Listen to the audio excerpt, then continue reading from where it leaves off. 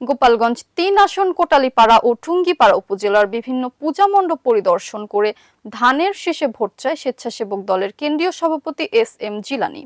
গতকাল শারদীয় দুর্গাপূজার মণ্ডপ ঘুরে ঘুরে ঔষধ ও স্যালাইন বিতরণ করার সময় তিনি বিনা বাধায় নির্ভয়ে ভোট কেন্দ্রে যেয়ে ধানের শীষে ভোট দিয়ে খালেদা জিয়াকে দেশের উন্নয়নের সুযোগ দেওয়ার প্রত্যাশা ব্যক্ত করেন। হাবিবুল্লাহ খান হাবিবের রিপোর্টে বিস্তারিত।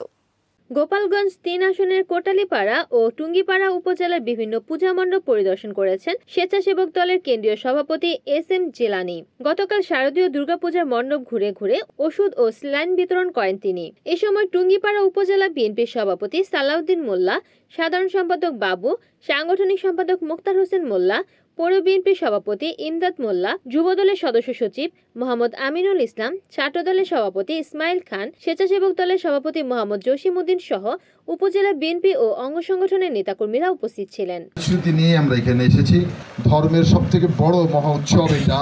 এই শারদীয় উৎসবে আমরা আপনাদের পাশে থাকার জন্য এসেছি।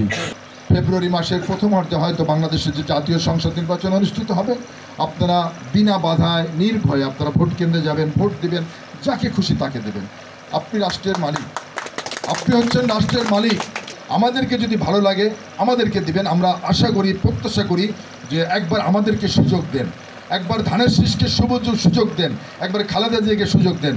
আমরা যদি আপনাদের কাঙ্ক্ষিত যে ইচ্ছাগুলো পূরণ করতে না পারি, নেক্সট বার আমাদেরকে আবার বিদায় করে দিবেন, আরেকজন পছন্দমতো ব্যক্তিকে বেছে নেবেন। সুযোগটা তো এলাকার সন্তান হিসাবে আমরা পেতে পারি আপনাদের কাছে, এর দাবিটা তো রাখতে পারি আপনাদের কাছে।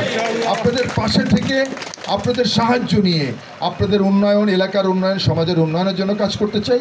সেই সুযোগটুকু এলাকার সন্তান হিসাবে আমি আপনাদের কাছে চাই। আশা করি আমাদেরকে সেই সহযোগিতাটুকু করবেন, আমরা আপনাদের পাশে থাকবো, আপনাদেরকে ফেলে রেখে যাবো না। সবাই ভালো থাকবেন।